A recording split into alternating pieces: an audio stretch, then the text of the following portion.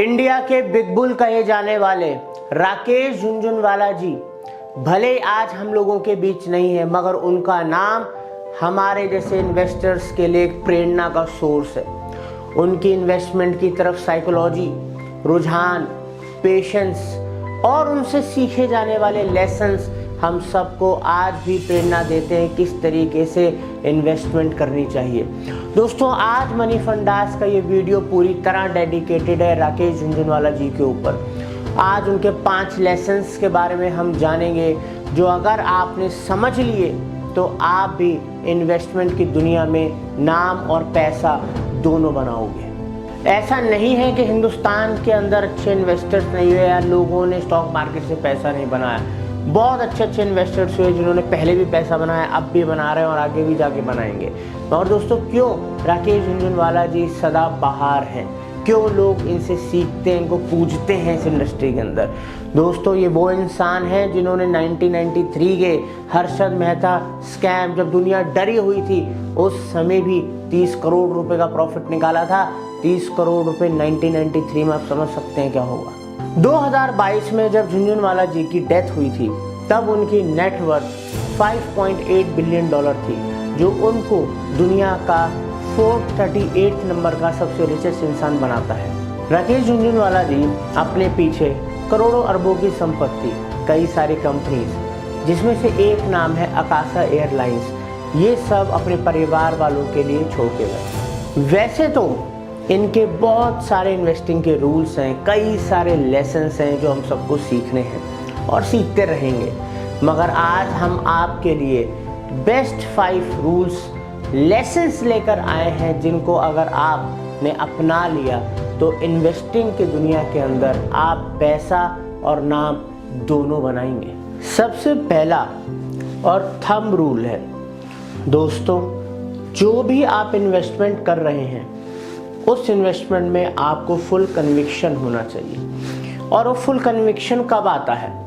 जब आपको पता है कि आप किस कंपनी के अंदर इन्वेस्ट करने जा रहे हो, क्या उसका फ्यूचर हो सकता है, क्या उसका हिस्ट्री है, क्या उसकी मैनेजमेंट है, क्या उसके प्रॉफिट एंड लॉसेस हैं, क्या उसकी वर्किंग है, क्या उसके फ्यूचर प्लान्स हैं। जब तक आपको अपनी इन्वेस्टमेंट के ऊपर खुद से पूरी तरह विश्वास ना हो, तब तक आप उस पर पैसा ना लगाएं। साथ ही साथ उनका ये भी मानना था कि अगर आपको मार्केट में लंबा टिकना है, बड़ा पैसा कमाना है, तो आपको पेशेंस रखना पड़ेगा।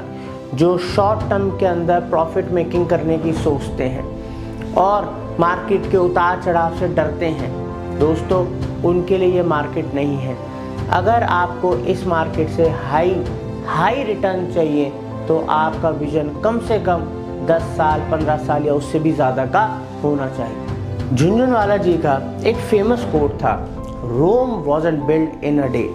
इसका सीधा हमारा सेकंड लेसन बताता है, मतलब पावर ऑफ पेशेंस, पेशेंस की ताकत। दोस्तों, ये देखा गया है 90% से भी ज़्यादा जो लोग पैसा स्टॉक मार्केट में इन्वेस्ट करते हैं, वो पहले साल के अंदर ही अपनी इन्वेस्टमेंट को निकाल लेते हैं। अब यहाँ पर कहने वाली बात है कि हमें क्या फ़र्क पड़ता है कि हमारा पैसा तो पड़ा रहे, बस ग्रो होता रहे, ठीक है, चाहे हम लॉन्ग टर्म तक पैसा रख लेंगे।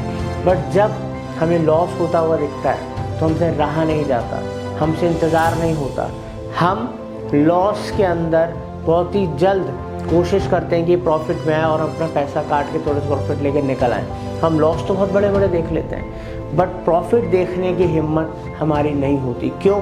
उसके लिए हमें पेशेंस चाहिए।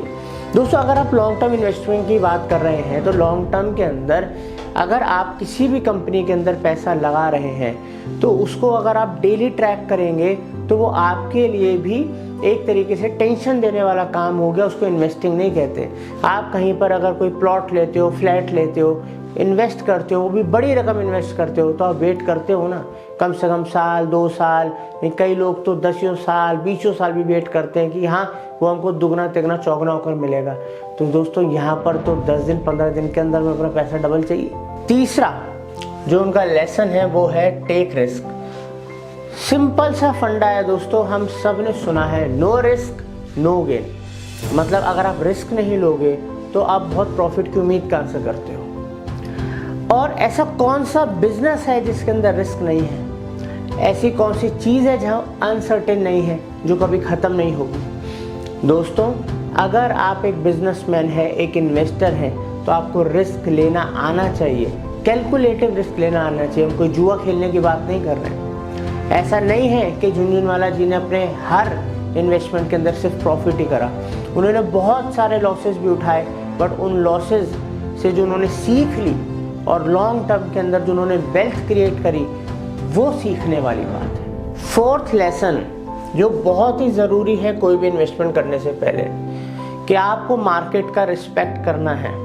आप मार्केट से बड़े नहीं हो सकते, मगर साथ के साथ आपको इमोशनली डिसीजंस नहीं लेने, इमोशनल फूल नहीं बनना।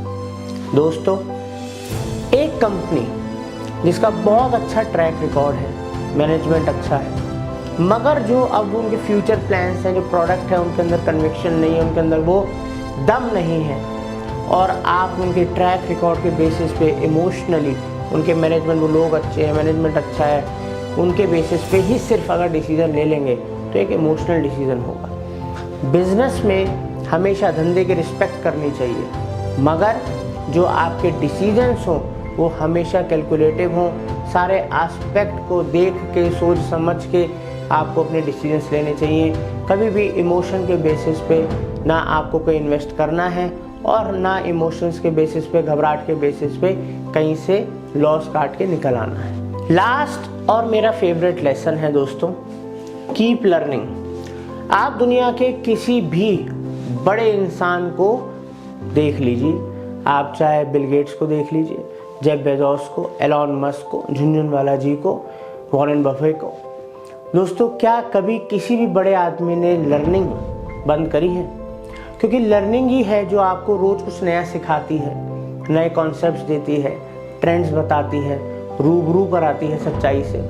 दोस्तों, अगर आपने लर्न करना, अपने आप को अपग्रेड करना बंद कर दिया, तो आप डेली डिग्रेड होंगे, कोई और वो बाजी मार के चला जाएगा।